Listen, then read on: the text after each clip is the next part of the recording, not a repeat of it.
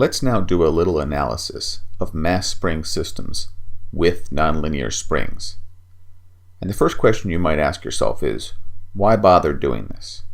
We know if we have nonlinear springs in our system, the overall system will not be linear. And then we can't use any of our powerful techniques, such as Laplace transform, because we'll have nonlinear differential equations. We'll do this analysis of nonlinear spring mass systems for two reasons. First, I want to show you that the cancellation that we got in the linear case does not apply in the nonlinear case, and therefore the trick of defining the displacement x as away from the static equilibrium position and eliminating gravity from the problem, well, that trick won't work in the nonlinear case. The second thing I want to show you is that we still can do some analysis for the nonlinear problem, but we'll have to linearize the differential equations. And first, establishing where the static equilibrium position is the first step to finding how to do this linearization. To find that static equilibrium position, we have to solve a nonlinear static problem. And I want to introduce that idea to you here. We'll begin by defining our nonlinear spring force. For our linear spring, the spring force is related linearly to the displacement y from the unstretched length. So this is given by the equation Fs equals ky. But for a nonlinear spring, of course, there's not such a simple relationship. So we'll write it as Fs equals h of y, where h is some nonlinear function. Note that when y is 0, the spring force is 0 in this case. That's because the spring is not stretched at all, and when it's not stretched, it exerts no force. So we'll start off with our nonlinear spring hanging from the ceiling and no mass attached. Our nonlinear spring is massless, so it's undeformed. So it's at a position where y is equal to 0. And the spring force, of course, is 0 as well.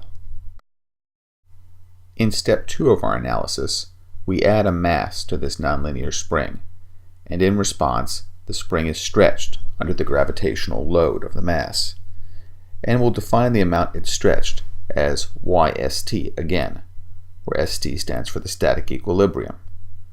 So, when the spring is stretched by this, and it's in static equilibrium, we have a free body diagram where the weight is acting down, and we have the spring force acting upward, and because we're in equilibrium, the spring force is equal to the weight. So Fs equals mg.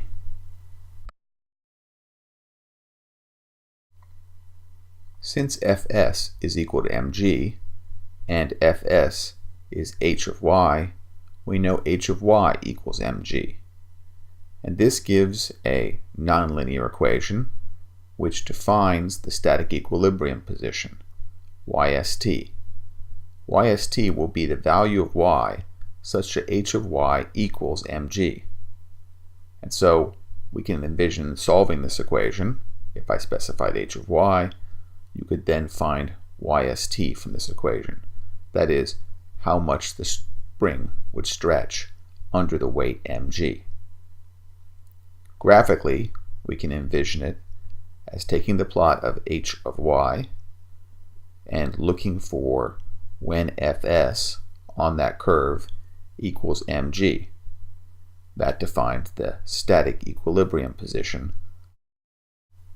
Having in principle found the static equilibrium position in step 2, we'll now move on to step 3. We'll apply a time-varying force, an input force, to the mass, and we'll label this Fi of t. And again, I'll choose the positive direction as downward. And then I will measure the deflection of the spring from the no deformation position, and we'll call that y. Also, positive direction is downward.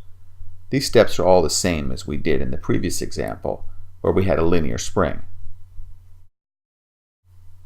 We'll now draw our free body diagram, and we have the mass m with mg acting down, Fi is defined as positive direction as downward. Fs is defined as positive direction upward. And from that we can write our equation of motion. So we have my double dot equals mg plus fi minus fs. And we recall our equation for fs in terms of y. We said fs equals h of y.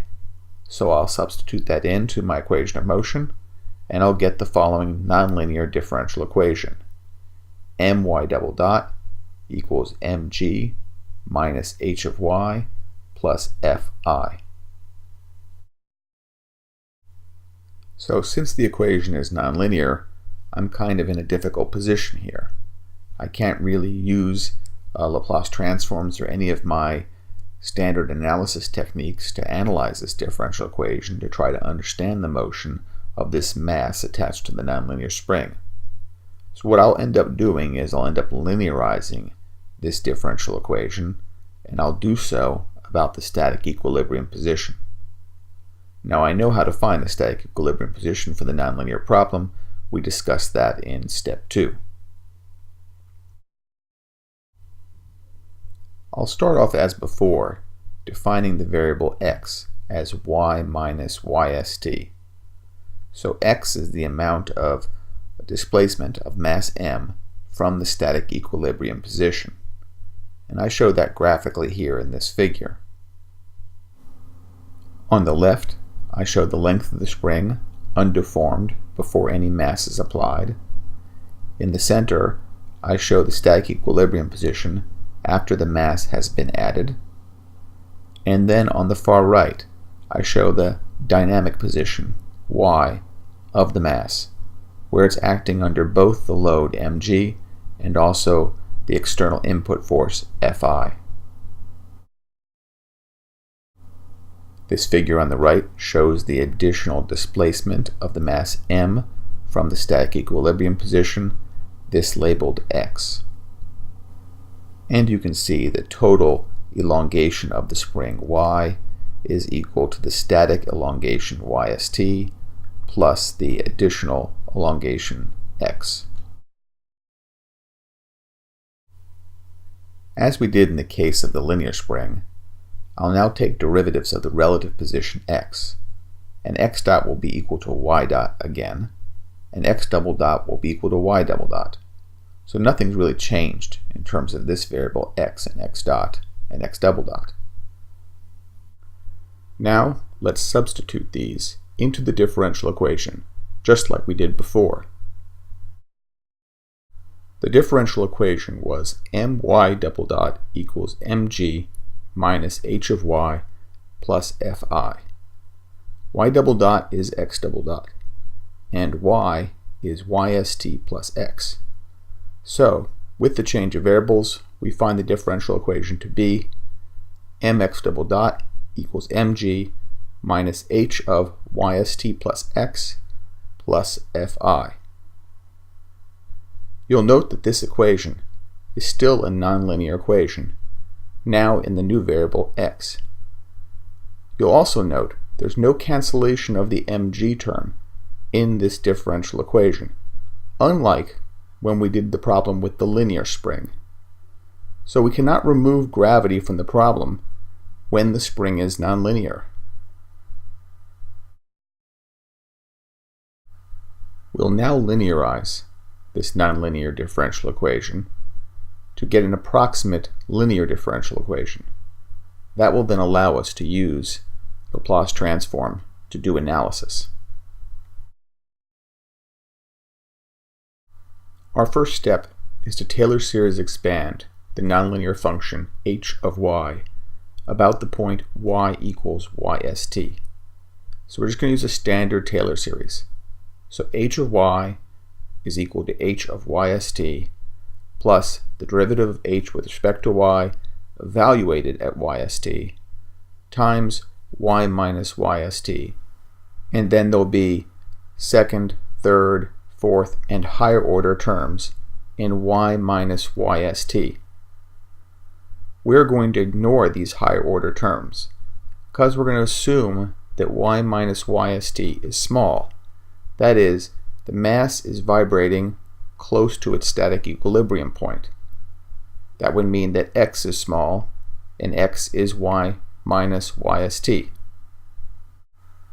If y minus yst is small, then the second, third, fourth, and so on powers of y minus yst will be very small, and we can therefore ignore them.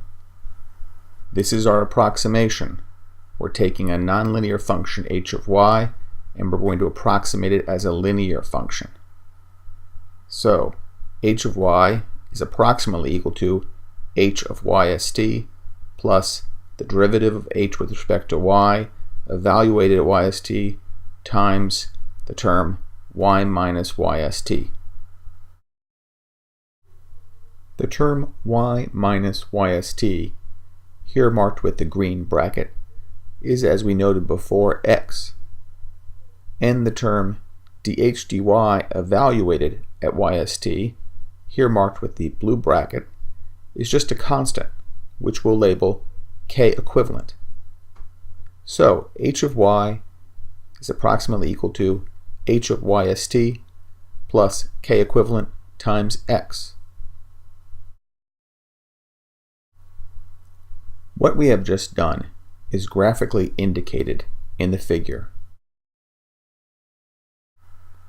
The curve that shows the relationship between spring force Fs and displacement y is shown in red.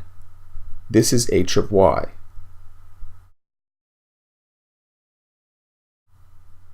We are going to approximate this curve in the vicinity of y equals yst. And the way we'll approximate it is we'll put a tangent line to the curve. This tangent line will have slope, which is the derivative of h with respect to y evaluated at yst.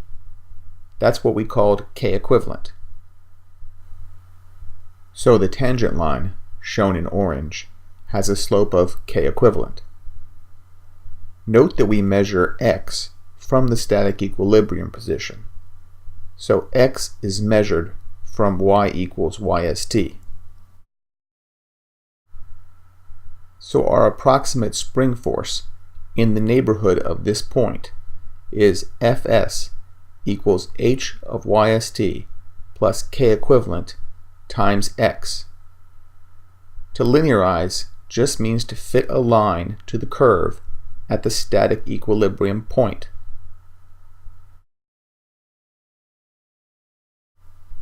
So here are our equations. The first equation is h of y equals h of yst plus k equivalent times x. This is our linearized relationship between spring force and displacement x. Our second equation is just the relation for accelerations. X double dot equals y double dot. And our third equation is our nonlinear equation of motion. My double dot equals mg minus h of y plus fi. I'll plug equations number 1 and 2 into number 3, and I'll find it's mx double dot equals mg minus h of yst minus k equivalent x plus fi. And I note that mg minus h of yst is 0, because at the static equilibrium the spring force will cancel the weight. That gives me the linearized equation mx double dot plus k equivalent x equals fi. You note now that mg is out of the equation, and that the equation is now the same equation we had before for a linear mass spring system with input force Fi. Now that we have a linear differential equation, we can Laplace transform and find the transfer function. And when we do so, this is what we'll obtain. X of s is equal to 1 over ms squared plus k equivalent times fi of s. So the transfer function is 1 over ms squared plus k equivalent. the transfer function has no zeros and two complex conjugate poles on the imaginary axis. The poles are plus and minus j times the square root of k equivalent over m.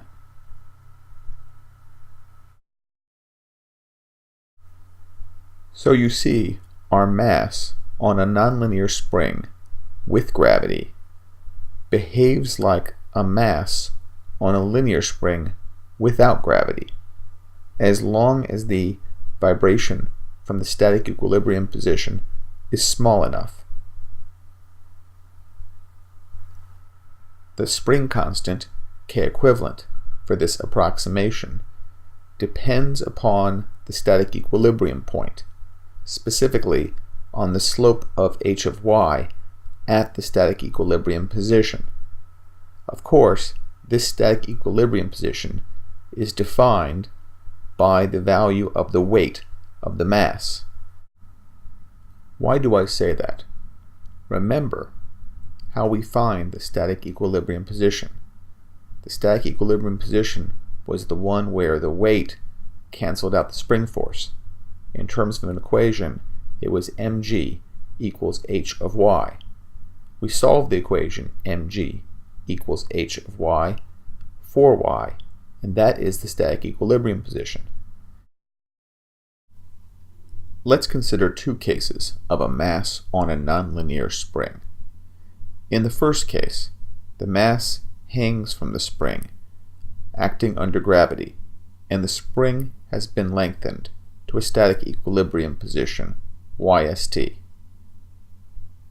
The equivalent stiffness of the spring in this position, once we linearize, is the slope of the curve h of y evaluated at yst.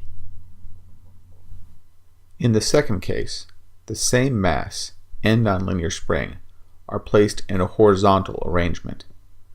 Now, gravity does not act on the mass to lengthen the spring, so the spring is at its original, undeformed length. Therefore, the K equivalent for this nonlinear spring in this orientation will be different, because now it is the slope of h of y at y equals 0 that determines K equivalent. So, depending upon the orientation, K equivalent will be different, even though the mass and the nonlinear spring are the same. In particular, since the oscillation frequency of the system is the square root of K equivalent over m, the oscillation frequency will depend upon the orientation of the mass spring system.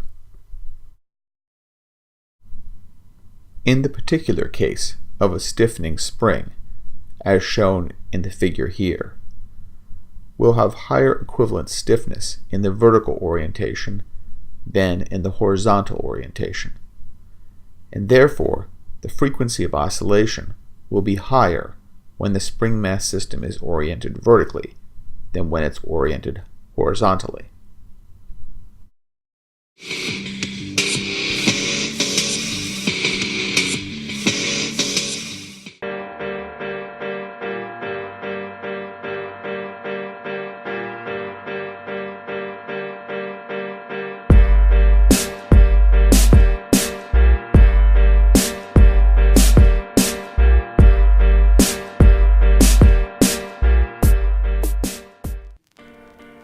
Look, I was gonna go easy on you and not to hurt your feelings, but I'm only going to get this one chance. Something's wrong. I can feel it. Just a feeling I've got. Like there's something different about this problem, but I don't know what. If that means what I think it means, we're in trouble. Big trouble. If this problem's as bananas as you say, I'm not taking any chances. I'm beginning to feel like a math god. All my mechs from the front to the back now. Now who thinks they're smart enough to solve Mathbox? I compute like a robot, so call me Mathbox. For me to solve this with a laptop, there must be something unseen. I got a few tricks in my back pockets, inflection notes in my front rocket, make a Taylor series and love plus it, working faster than a jet rocket. But hold on now, could you pause it? Copy that. You telling me just applause it? What about linearity in all this? Just Taylor series then? Reported. Okay, first let's start with the gravity. You listen up close, kids, cause this part is key. I try to take it out and act, now you're telling me there's no cancellation of MG. Don't forget about. The gravity, Don't cancel out. the term MG. Don't you dare forget about the problem's gravity. I'm beginning to feel like a rap math god. All my meckies from the front to the back nod. Now who thinks they're smart enough to solve mass box? Let me show you, this thing really ain't that hard. Everybody want the key and the answer to the problem, mass box like I have got. Well now let's see, we'll start with a massive BD. Fs equals mg, spring moves by y sub st. Apply a force, F of E. write the EOM just like me. And hy equals mg, shout out to Pop, can I speak? Ha. So it's akin, as in to begin this has been. I like call it next of kin. Linear's close fraternal twins, almost the same on the skin. But now let's delve deeper in. How to Laplace is the question. I'll tell you how. I know it may seem like we're all trapped and we can't get out. Let me tell you now, we can tailor this, we can expand that, we can cancel out. All the higher terms drop out. We can sub in values now. Let it sink in. Yeah, Nikki, I know what you're thinking. Sitting there looking coy. Please tell what you're thinking to the rest of the classical coy. You witnessing linear type of function? Time to be on your way looking coy. Oh, hey, can you say linearity, Taylor coy? It's linearity. I'm telling you, I like the looks of this ODE. Just Laplace, and everyone can see you can solve this problem linearly. I'm beginning to feel like a math god. All my meckies from the front to the back nod. Now who thinks they're smart enough to solve mass box? Review the problem, call it recap box. Yeah, before the almighty money shell, the undisputed queen of the money dollar bill. Starting with the gravity, we don't leave out the term and do. And drawing up our FPD to find position YST. Right, the EOM like me, X will be Y minus YST. Solve derivatives so easy, time to take the Taylor series. In your approximation theory, higher terms are very nearly zero value and they can be cut to solve this linearly. Yeah. And the first term is very nearly X and K EQ, it's merely substituted like you can see. Let me break things down for you with a graphical diagram of 2. Look at HY, it's colored in blue, and you can see the linear approximation 2 at the point of static Q. It's a straight line on the curve fitted for you. 1 and 2 can be subbed into 3, but as you can see, linearity, now take the plus is so easy. Let me ask you something about your film project. Was your movie about how to love project? Took a math box and we solved it. Look at us, cause we're gods, and your film is but one step in our full process. I'm beginning to feel like a math god. All my meckies from front to the back nod. Now who thinks they're smart enough to solve mass box? This kind of spring problem really ain't that hard. They're not that hard. You can do anything you put your mind to, man. Yeah.